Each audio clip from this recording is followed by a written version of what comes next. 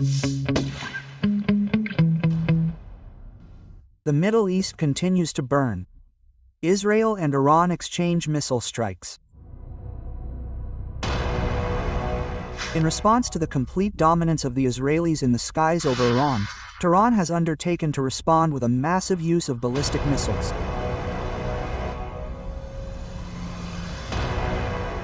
Despite sanctions, international isolation and the status of the country sponsoring terrorists, Tehran has managed to develop its own missile program with a wide range, including ballistics. Iran has created its own hazelnut tree on a minimum, which breaks through the Israeli Defense Express. In addition to Israel and Tehran's enemies in the Middle East, Iranian ballistics are a potential threat to Ukraine. Dozens of Russian military personnel have undergone training in Iran on the use of FAS-360 missile systems with a maximum range of 120 kilometers. What arsenal of missiles does Iran have? How did the Islamic State manage to establish large-scale modern production from scratch? About this and more, next in Arsenalia. For the first time in its history, during a missile attack on Israel, Iran used a new type of missile with a separate warhead. According to Sokal, the rocket carried a total of 20 individual submunitions. This morning we were hit by a missile strike that is capable of scattering the largest amount of ammunition over a relatively large area. It is possible that some of the ammunition will remain on the ground and will not explode. Do not touch any suspicious objects. Most Israeli and independent experts agree that during the strikes on the city of Azor near Tel Aviv, Tehran could have used the latest medium-range ballistic missile Kheibar 4 or Kheibar. Very dangerous. A weapon of terror. In relation to, that is, the Kheibar missile, that is, or it is also called Kheibar. Here, nothing has been said about the accuracy yet, but here there are questions of secondary accuracy, because the missile is scattered over an area. The submunitions are scattered over an area of approximately, well, or rather, not an area, but within a radius of 8 kilometers. So here, even an accuracy of 500 meters is not critical. The official name of the missile is still unknown. It is noted that each of the warheads carries about 2.5 kilograms of explosives and disperses at an altitude of about 7 kilometers, showering an area with a radius of up to 8 kilometers. The range of destruction is 2,000 kilometers. The separation altitude is too low. Here, Israeli experts write that a submunitions, which means that the division of the warhead into submunitions begins with at an altitude of 7 kilometers. Here, in the missile that was launched at the Israeli city of Azor, near Tel Aviv. Yes, this is too little. So that the missiles there have individual guidance. In Israel, the missile equipment that hit Azor was called cluster. However, in Ukraine, they are more inclined to analogy with a separate warhead, a technology used in the Russian Oreshnik.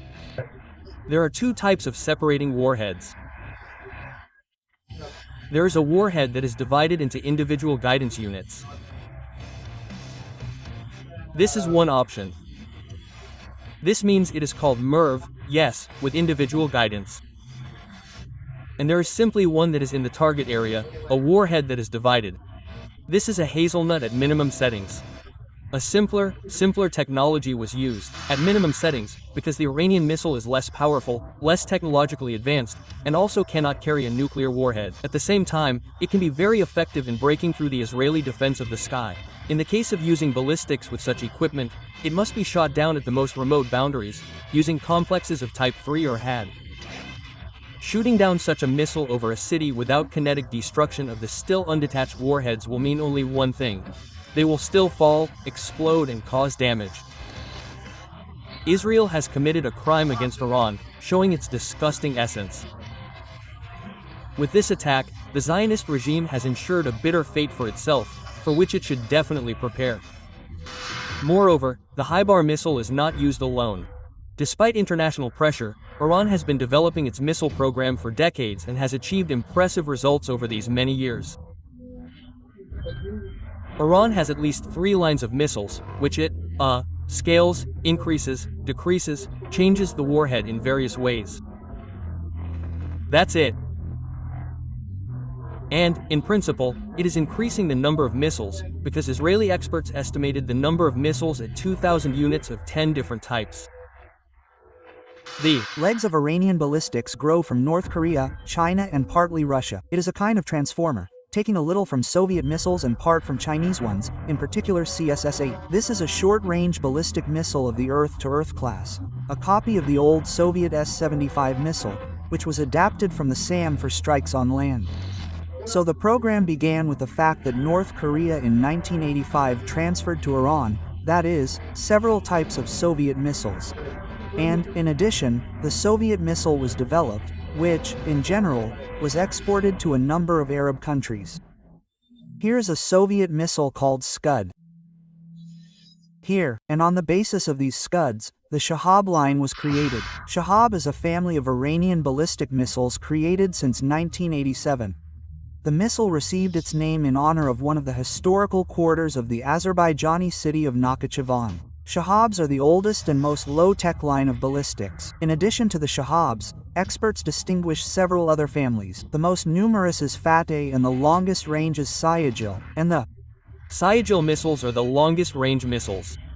Separately, there is also a line of Harim Shah missiles. These are, in general, the most promising Iranian missiles. That is, the range of these last missiles that I named is already from 2,000 to 2,400 kilometers. Since the beginning of 2024, the transfer of Iranian ballistics to Arafia has been actively discussed in the media. In particular, they were talking about hundreds of Fateh 360 missiles. The United States told its allies that Iran had sent ballistic missiles to Russia.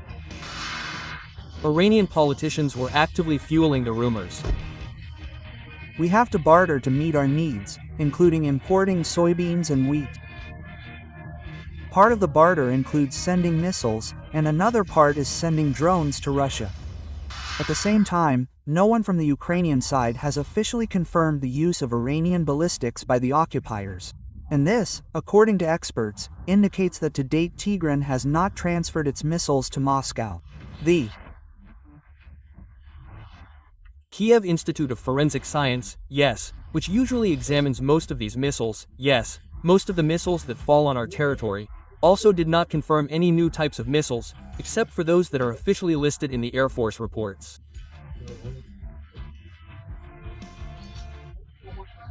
Therefore, we can clearly say that such a missile was not used, because it has the same dimensions, weight, engine, and warhead.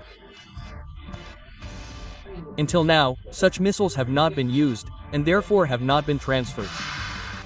That's all. Don't forget to leave comments about what types of weapons you would like to learn more about. Like this video and, of course, subscribe to our Arsenal channel. The link is in the description under the video.